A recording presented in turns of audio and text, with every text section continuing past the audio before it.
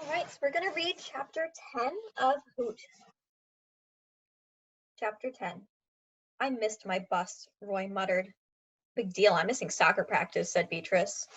What about Dana? He'll live. It wasn't Mr. Ryan who saved Roy from a whooping in the closet. It was Beatrice Leap. She had left Dana Matherson stripped down to his underpants and thrusted to the flagpole in front of the administration building at Trace Middle School. There, Beatrice had borrowed a bicycle, forcefully installed Roy on the handlebars, and was now churning at a maniac pace towards an unknown destination. Roy wondered if this was kidnapping, in the legal sense of the term. Surely there must be a law against one kid snatching another from school property. Where are we going? He expected Beatrice to ignore the question, but she had twice before. But this time she answered, Your house. What? Just be quiet, okay? I'm in no mood, cowgirl. Roy could tell by the tone of her voice that she was upset. I need a favor, she said, right away. Sure, anything you want. What else could he say? He was hanging on for dear life as Beatrice zigzagged across busy intersections and zagged through lines of traffic. She was a skilled bicyclist, but Roy was nervous nonetheless. Bandages, tape, goop to stop infections, Beatrice was saying. Your mom got any of that stuff? Of course. Roy's mother kept enough medical supplies to run a mini emergency room. Good deal. Now all we need is a cover story. What's going on? Why can't you get bandages at your house? Because it's none of your business. Beatrice set her jaw and pedaled faster. Roy got a queasy feeling that something bad must have happened to Beatrice's stepbrother, the running boy.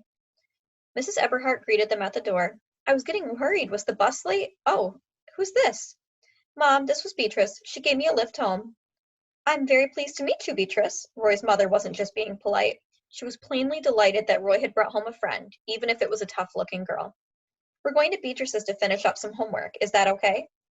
You're welcome to stay here. The house is quiet. It's a science experiment, Beatrice cut in. It might get a little messy. Roy suppressed a smile. Beatrice had sized up his mother perfectly. Mrs. Eberhardt kept an exceptionally neat house. Her brow furrowed at the thought of glass beakers bubbling with potent chemicals. Is it safe? She asked. Oh, we always wear rubber gloves, Beatrice said, and eye goggles, too. It was obvious to Roy that Beatrice was experienced at fibbing to grown-ups. Mrs. Eberhardt fell for the whole thing. While she was fixing them a snack, Roy slipped out of the kitchen and darted to his parents' bathroom. The first aid stash was in the cabinet beneath the sink. Roy removed a box of gauze, a roll of white adhesive tape, and a tube of antibiotic ointment that looked like barbecue sauce. These items he concealed in his backpack. When he returned to the kitchen, Beatrice and his mother were chatting at the table, a plate of peanut butter cookies between them. Beatrice's cheeks were full, which Roy took as a promising sign. Enticed by the sweet, warm smell, he reached across and grabbed 2 cookies off the top of the pile. Let's go, Beatrice said, jumping up from her chair. We've got lots of work to do. I'm ready, said Roy. Oh, wait, you know what we forgot? He had no clue what Beatrice was talking about. No, what did we forget? The ground beef, she said. Oh? For the experiment? Yeah, Roy said, playing along. That's right. Immediately his mother piped up. Honey, I've got 2 pounds in the fridge. How much do you need? 2 pounds would be plenty, Miss Eberhardt. Thanks. Roy's mother bustled to the refrigerator and retrieved the package of meat. What kind of science experiment is this anyways? Before Roy could answer, Beatrice said, Cell decay. Mrs. Eberhardt's nose crinkled as if she could already smell something rotting. You two better run along while that hamburger's still fresh. Beatrice lived with her father, a former professional basketball player with gimpy knees, a beer gut, and not much enthusiasm for steady work. Leon Lurch Leap had been a high-scoring point guard for the Cleveland Cavaliers and later for the Miami Heat. But 12 years after retiring from the NBA, he still hadn't decided what to do with the rest of his life. Beatrice's mother was not an impatient woman, but she eventually divorced Leon to pursue her own career as a cockatoo trainer at the Parrot Jungle, a tourist attraction in Miami. Beatrice had chosen to remain with her father, partly because she was allergic to parrots and partly because she doubted Leon Leap could survive on his own. He basically turned into a lump. Yet, less than 2 years after Mrs. Leap left him, Leon surprised everyone by getting engaged to a woman that he met at a celebrity pro-am golf tournament. Lana was one of the waitresses in bathing suits who drove electric cars around the golf course, serving beer and other beverages to the players. Beatrice didn't even learn Lana's name until the day of the wedding. It was the same day Beatrice found out she was going to have a stepbrother. Lana arrived at the church towing a somber, bony-shouldered boy with sun-bleached hair and a deep tan. He looked miserable in the coat and necktie, and he didn't hang around for the reception. No sooner had Leon placed the wedding ring on Lana's finger than the boy kicked his shiny black shoes and ran away. This was to become a reoccurring scene in the Leap family chronicles. Lana didn't get along with her son and nagged at him constantly. To Beatrice, it appeared as if Lana was afraid that the boy's quirky behavior might annoy her new husband, though Leon Leap seemed not to notice. Occasionally, he'd make a half-hearted attempt to bond with the kid, but the two had little in common. The boy had no interest in Leon's prime passions, sports, junk food, and cable television, and spent all of his free time roaming the woods and swamps. As for Leon, he wasn't much of an outdoorsman and was leery of any critter that wasn't wearing a collar and a rabies tag. One night, Lana's son brought home an orphan baby raccoon, which promptly crawled into one of Leon's favorite moleskin slippers and relieved itself. Leon seemed more puzzled than upset, but Lana went totally ballistic. Without consulting her husband, she arranged for her son to be shipped off to a military prep school, the first of several attempts to normalize the boy. He seldom lasted longer than 2 weeks before running away or being expelled. The last time it happened, Lana purposely didn't tell Leon. Instead, she continued to pretend that her son was doing fine, that his grades was good, and that his conduct was improving. The truth was, Lana didn't know where the boy had gone and didn't intend to go looking for him. She was fed up with the little monster, or so Beatrice overheard her say on the phone. As for Leon Leap, he displayed no curiosity beyond what his wife had told him about the wayward offspring. Leon didn't even notice when the tuition bills from the military academy stopped coming. Long before his mother sent him away for the last time, the boy and his stepsister forged a quiet alliance. After Lana's son made his way back to Coconut Cove, the first and only person he contacted was Beatrice. She agreed to keep his whereabouts a secret, knowing that Lana would call the juvenile authorities if she ever found out. The concern was what prompted Beatrice Leap to confront Roy Eberhart after she saw him chasing her stepbrother that first day. She did what any big sister would have done. On the bicycle ride, Beatrice shared enough tidbits and pieces of the family story with Roy that he understood the difficult situation. And after seeing her stepbrother's wounds, he knew why Beatrice had run for help after she'd found him moaning inside the old ice cream truck. It was the first time Roy had been permitted to see the running boy up close and personal, face to face. The kid was stretched out on a crumpled cardboard box serving as a pillow. His straw blonde hair was matted from perspiration and his forehead felt hot to the touch. In the boy's eyes was a restless, darting animal flicker that Roy had seen before. Does it hurt bad? Roy asked. Nope. Liar, said Beatrice. The boy's left arm was purple and swollen. At first, Roy thought it was from a snake bite and worriedly glanced around. Fortunately, the bag of cottonmouths was nowhere in sight. I stopped on my way to the bus stop this morning and found him like this, Beatrice explained to Roy, then to her stepbrother. Go on, tell Cowgirl what happened. Dog got me. The boy turned his arm over and pointed to several angry red holes in the skin.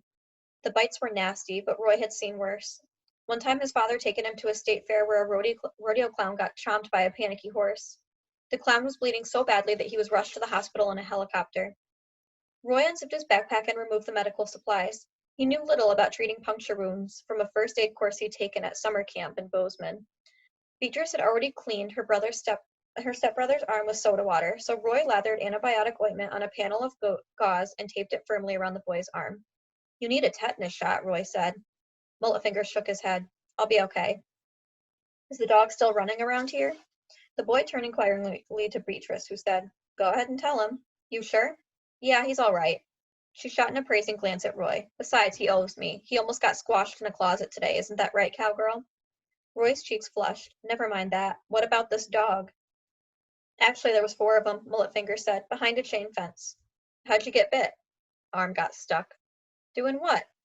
It's no big deal, said the boy. Beatrice, did you get some hamburger? Yeah, Roy's mother gave it to us. Then we better roll. No, you need to rest. Later, come on, they'll be getting hungry soon. Roy looked at Beatrice, who offered no explanation. They followed Mullet Fingers down the steps of the ice cream truck and out into the junkyard. Meet you there, he said, and broke into a full run. Roy couldn't imagine the strength it would have taken, considering his painful injury.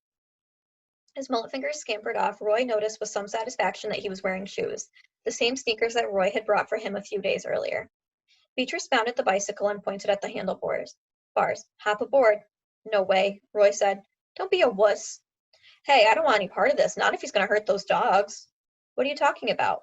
That's why he wanted the meat, right? Roy thought he'd figure it out. He thought the kid meant to take revenge on the dogs by spiking the hamburger with something harmful, maybe even poisonous. Beatrice rolled her eyes and laughed. He's not that kind of crazy. Now let's go. 15 minutes later, Roy found himself on East Oriole Avenue, at the same trailer where the foreman had hollered at him a few days before. It was nearly 5 o'clock, and the construction site looked deserted. Roy noticed that a chain-link fence had been erected to enclose the lot. He recalled that the cranky foreman had threatened to unleash vicious guard dogs, and he assumed that those were the ones that bit Mullet Fingers. Jumping off the bike, Roy said to Beatrice, "Does this have anything to do with the cop that got spray painted?" Beatrice said nothing. "Or the gators in the porta potties?" Roy asked. He knew the answer, but Beatrice's expression said it all. Mind your own business. Despite the fever and the raging infection, her stepbrother had beaten them to the pancake house construction site. "Let me have that," he said, snatching the package of meat from Roy's hands. Roy grabbed it back. "Not till you tell me what it's for." The kid looked at Beatrice for assistance, but she shook her head. "Get it over with. Come on, we haven't got all day." His injured arm hanging limply, Mullet Fingers clambered up one side of the fence and down the other. Beatrice followed, effortlessly swinging her long legs over the top. "What are you waiting for?" she barked at Roy, still standing on the other side. "What about those dogs?" "The dogs," said Mullet Fingers, "are long gone." More confused than ever, Roy scaled the fence. He followed Beatrice and her stepbrother to a parked bulldozer. They huddled in a shaded cup of the blade, safely out of sight from the road. Roy sat in the middle position with Beatrice on his left side and Mullet Fingers on his right. Roy held the package of meat in his lap, covering it with both arms like a fullback protecting the football. "Did you paint that cop car?" he bluntly asked the boy. No comment. "And hide those alligators in the toilets?" Mullet Fingers stared straight ahead, his eyes narrowing. "I don't get it," Roy said. "Why would you try crazy stuff like that? Who cares if they build a stupid pancake house here?" The boy's head snapped around, and he froze Roy with a cold look. Beatrice spoke up. My stepbrother got bit by the dogs because his arm got stuck when he reached through the fence. Now ask him why he was reaching through the fence." "Okay, why?" "He was putting out snakes." "The same snakes from the golf course? The cottonmouths?" Roy explained. "But why? Are you trying to kill somebody?" Mullet Fingers smiled knowingly. "They couldn't hurt a fly. I already taped their mouths shut." "I'm so sure. Plus, I glued sparkles on their tails. They'd be easy to spot." Beatrice said, "He's telling the truth, Everhart." Indeed, Roy had seen the sparkling tails for himself. But come on, how do you tape a snake's mouth shut? "Really carefully," said Beatrice with a dry laugh. "Aw, it ain't so hard, if you know what you're doing. See, I wasn't trying to hurt the dogs, just rile them up." "Dogs do not like snakes," Beatrice explained. "Snakes make them freak out, bark and howl and run around in circles. I knew the trainer would drag him out of here as soon as he saw the cottonmouths. Those Rottweilers ain't cheap." It was the wildest plan Roy had ever heard. "The only part I didn't count on," said Mullet Fingers, eyeing his bandaged arm, "was getting bit." Roy said, "I'm almost afraid to ask, but what happened to your snakes?" "Oh, they're fine," the boy reported. "I came back and got them all, took them to a safe place and let them go free. But first I had to peel the tape off their mouths," Beatrice said, chuckling. "Stop," Roy said. He was completely exasperated. "Hold on right there." Mullet Fingers and Beatrice looked at him matter-of-factly. Roy's head was spinning with questions. These kids must be from another world. "Would one of you please tell me what all this has got to do with pancakes? Maybe I'm dense, but I really don't get it." Grimacing, the boy rubbed his bloated arm. "It's simple, man. They can't put a Mother Paula's here for the same reason they can't have a big ol' nasty Rottweilers running loose." "Show 'em why," Beatrice said to the brother. "Okay, give me the hamburger." Roy handed over the package. Mullet Fingers peeled off the plastic wrapper and scooped out a handful of ground beef, which he carefully rolled into 6 little perfect meatballs. "Follow me, and try to be quiet." The boy led Roy to a hole in the grassy patch of the ground. At the entrance of the hole, Mullet Fingers placed 2 hamburger balls. Next, he walked to an identical-looking hole on the other side of the lot and left 2 more meatballs there. He followed the same ritual at another hole in the far corner of the property. Peeking out of the dark tunnels, Roy asked, "What's down there?" In Montana, the only animals that dug holes like that were gophers and badgers, and Roy was positive there weren't any of those in Florida. "Hush," the boy said. Roy trailed him back to the bulldozer, where Beatrice remained perched on the blade, cleaning her glasses. "Well," she said to Roy. "Well, what?" Mullet Fingers tapped him on the arm. "Listen." Roy heard a short, high-pitched cuckoo. Then, from across the open lot came another. Beatrice's stepbrother rose stealthily, tugging off his new sneakers, and crept forward. Roy followed closely. The boy was grinning through his fever when he signaled for them to stop. "Look." He pointed down at the first burrow. "Wow," Roy said under his breath.